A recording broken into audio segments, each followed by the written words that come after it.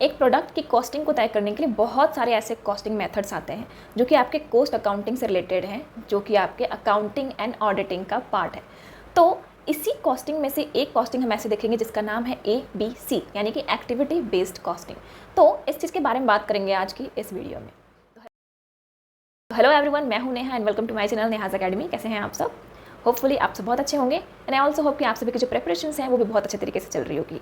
तो हमने शुरू की है एक नई सीरीज जिसका नाम है वन डे वन कॉन्सेप्ट, जो कि आपकी UGC नेट से रिलेटेड है, जिसमें मैं आपको पेपर 1 एंड पेपर 2 कॉमर्स के कॉन्सेप्ट्स करा रही हूँ। तो आज की इस वीडियो में हम बात करेंगे एक ऐसा कॉन्सेप्ट जो कि कॉमर्स से रिलेटेड है, जो कि आपके अकाउंटिंग एंड ऑडिटिंग का पार्ट है, कॉस्ट मैनेजमेंट का पार्ट है।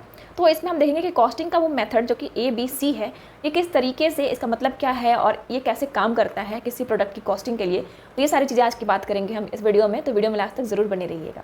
तो चलिए बिना किसी देरी के शुरू कर लेंगे हमारी ये वीडियो को लास्ट तक ज़रूर देखें एंड चैनल को सब्सक्राइब करना ना भूलें, बेल आइकन को ज़रूर प्रेस करें एंड वीडियो को लाइक करते हुए चलें।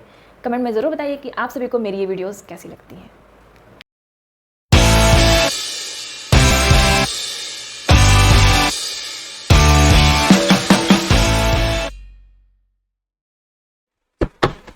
तो चलिए शुरू कर लेते हैं हमारी क्लास, जिसमें हम करने वाले हैं वन डे वन कॉन्सेप्ट का सीरीज, जिसका पहला क्लास जो हमारा है वो है एक्टिविटी बेस्ड कॉस्टिंग।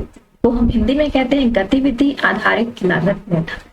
तो हम कॉस्टिंग से रिलेटेड चीजें कर रहे हैं जो कि पार्ट है अकाउंटिंग एंड ऑडिटिंग का, जो कि आपके कॉमर्स के लिए यानी कि UGC नेट के लिए, जो कि है पेपर 2 कॉमर्स में unit number 2 accounting and auditing का पार्ट। तो हम इसमें कर रहे हैं, सबसे पहले मैंने बताया कि ABC बात कर रहे हैं, जिसका नाम है एक्टिविटी बेस्ड कॉस्टिंग। तो कॉस्टिंग क्या है? कॉस्टिंग का मतलब ये है कि कोई भी मैन्युफैक्चरर है, मैन्युफैक्चरर या फिर प्रोड्यूसर बोल सकते हो आप, तो कोई भी मैन्युफैक्चरर जो है किसी प्रोडक्ट को अगर बना रहा है तो उस प्रोडक्ट की कॉस्टिंग कैसे करेगा, क्योंकि अगर वो कॉस्टिंग कर रहा है यानी कि उसके जो भी रॉ मटेरियल्स वगैरह हैं वो सब कैसे लग रहे हैं, या फिर कोई भी मशीन अगर वो यूज कर रहा है तो उसकी कॉस्टिंग कैसे कर रहा है, अगर वो इलेक्ट्रिसिटी का बिल पे कर रहा है तो मतलब अगर इलेक्ट्रिसिटी यूज कर रहा है तो उसके बारे में उसकी कॉस्टिंग किस तरीके से करेगा।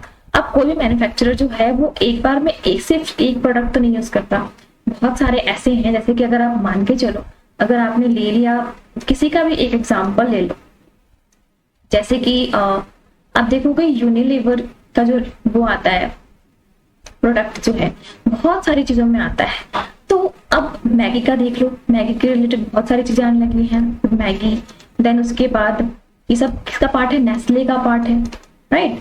तो नेस्ले का ब्रांड बहुत सारी चीजों में आता है, जैसे मैगी बनाता है, फिर उसके मसाले भी लेकर के आने लगा है, देन और भी बहुत सारी चीजें बनाता है नेस्ले का। आप देखोगे बिस्किट्स वगैरह भी आते हैं। तो ये सारी चीजें जो प्रोडक्ट्स हैं, इन सभी कॉस्टिंग को किस तरीके से करता है, तो उसी का एक पार्ट हम कर रहे हैं जो कि कॉस्टिंग का पार्ट है, जो कि है ABC यानी कि एक्टिविटी बेस्ड कॉस्टिंग।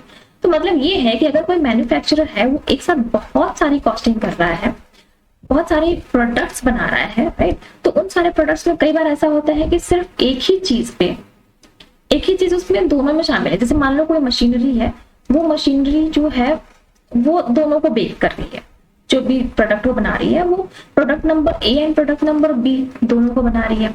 तो अब जो मशीनरी का जो कॉस्ट जो हम लगाने वाले हैं वो कॉस्ट किस बेसिस पे लगाएंगे?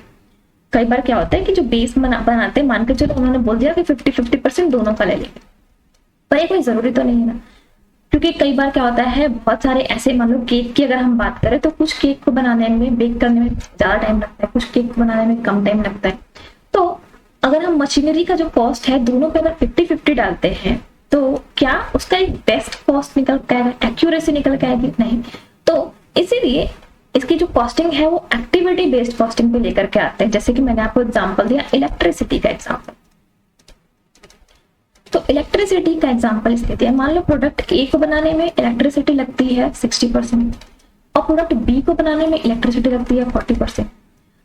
अब अगर दोनों को 50-50% का चार्ज हम देते हैं, चलो दोनों प्रोडक्ट पे 50-50% का हमने चार्ज लगाया एंड कॉस्टिंग करी, तो आप देख पाओगे कि प्रोडक्ट A के लिए उसको हमने अंडर कॉस्टिंग कर दी, कि अगर मान के चलो एक वो इलेक्ट्रिसिटी में 1000 रुपीज का मान के चलो 1000 रुपीज का कॉस्ट आता है, फिर हमने इसको क्या कर दिया, मान लो पूरी कॉस्टिंग है इलेक्ट्रिसिटी के 1000 की, अब अगर हमने 600 रुपए ए को दे दिए एंड 400 रुपए दे दिए किसको, बी को, पर हमें पता है कि ए जो है वो 600 कंज्यूम कर रहा है एंड बी जो है वो 400 कर रहा है, पर हमने 50-50 लगाया, यानी कि हम ए को 500 रुपीज ही कॉस्ट में डालते हैं और बी को ज्यादा डालते हैं, यानी कि बी की जो है वो ओवर कॉस्टिंग हो जाएगी एंड ए की जो है वो अंडर कॉस्टिंग हो जाएगी।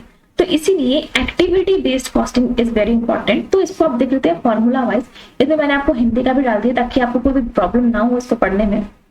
तो चलिए पढ़ लेते हैं कि क्या है ये। तो आप देखोगे यहाँ पे लिखा हुआ है activity based costing is an accounting method that identifies the cost of activities and assign them to products or services based on the activity। मतलब उनकी एक्टिविटी पे बेस्ड करके हम जो कॉस्टिंग कर रहे हैं, प्रोडक्ट की कॉस्टिंग कर रहे हैं, वो उनकी एक्टिविटी बेस्ड पे कर रहे हैं। यानी कि इसने उसकी एक्टिविटी कितनी ज्यादा थी, तो प्रोडक्ट ए की एक्टिविटी जो थी वो 60% की थी एंड प्रोडक्ट बी की जो एक्टिविटी थी वो 40% थी।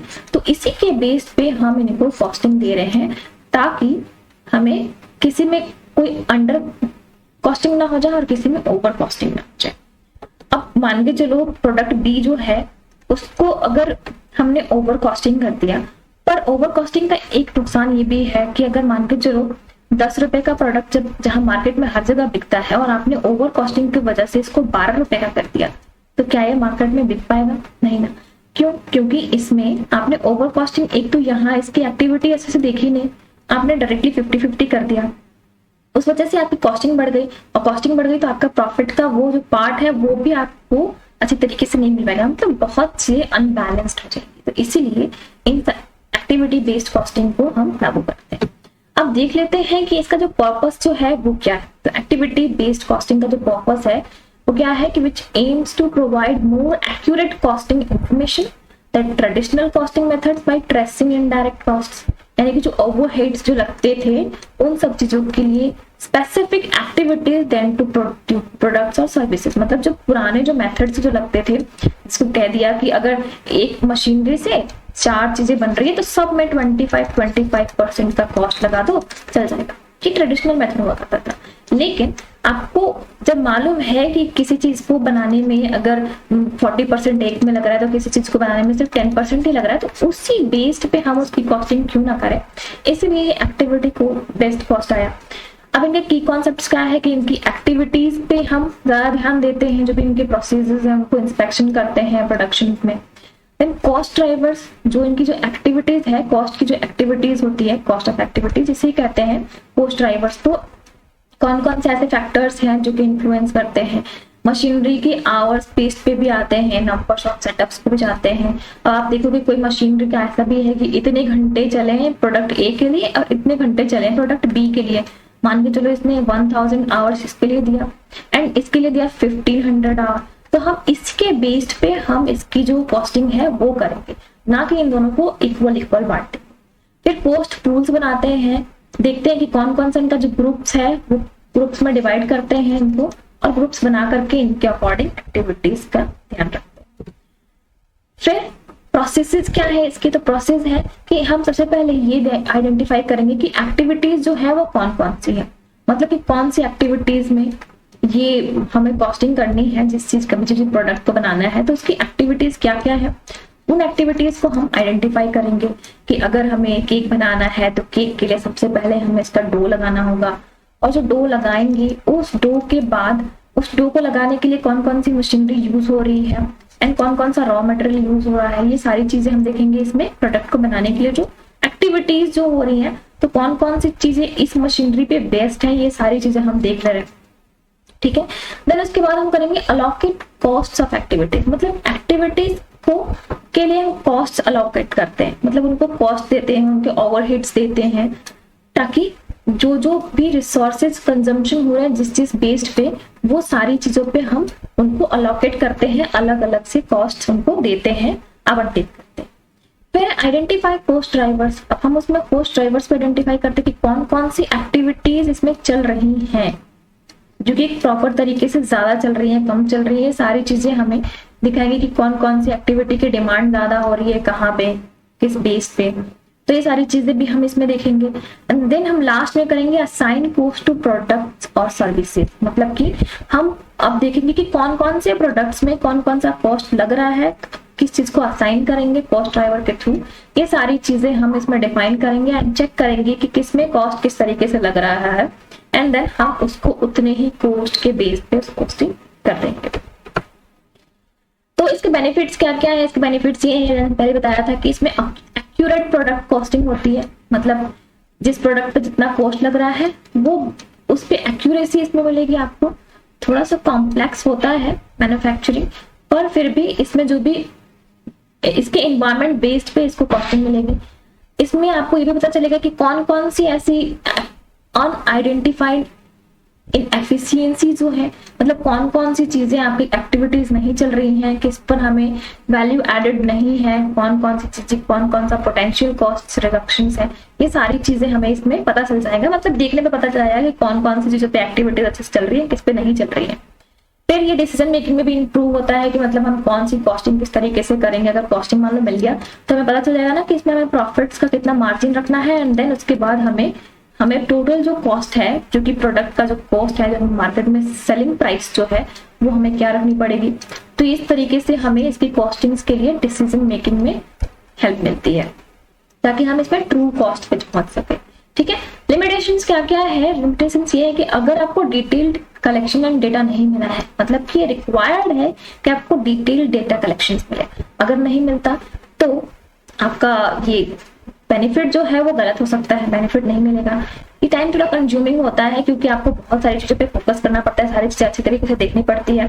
थोड़ा कॉस्टली भी होता है क्योंकि जितना आप टाइम देते हो वो टाइम इज मनी हम जब मानते हैं, तो इसलिए इसमें बहुत सारी चीजें जो है वो कॉस्टली भी पड़ जाती है। Then relies on accurate allocation of cost of activities, मतलब कि accurate allocation of cost to activities। जितना हम कॉस्ट में हमने बताया था कि जो असाइन कर रहे हैं, हम कॉस्ट दे रहे हैं, वो एक्यूरेट होना चाहिए, उनको जो अलोकेट कर रहे हैं वो एक्यूरेट होना चाहिए, वरना ये हमें अच्छे से जानकारी नहीं मिलेगी, एक्यूरेसी नहीं मिलेगी। हो सकता है कि वो अलाइन ना कर रहा हो, जिसके रिपोर्टिंग जो रिक्वायरमेंट्स हैं उसके अंदर, यानी कि बहुत सारी चीजें, सब चीजों को अगर हमें अलाइन करनी है एक बुक में, एंड वो सब चीजें अगर अच्छी तरीके से नहीं अलाइंड है तो भी इसके रिपोर्ट्स में गड़बड़ी आ सकती है, जिस वजह से ये जो है एक्यूरेसी नहीं मिलेगी इस चीज में। तो इस तरीके से एक्टिविटी बेस्ड कॉस्टिंग जो है वो काम करता है। तो जो हिंदी वाले लोग हैं उन सबके लिए भी आप सबने देखा होगा कि यहाँ पर जो भी मैंने बताया वो हिंदी में बताया मेन, पर अगर आपको फिर भी देखने में जरूरत होती है तो ये सब चीजें आपको मिल रही है यहाँ पे, आप आराम से देख सकते हो।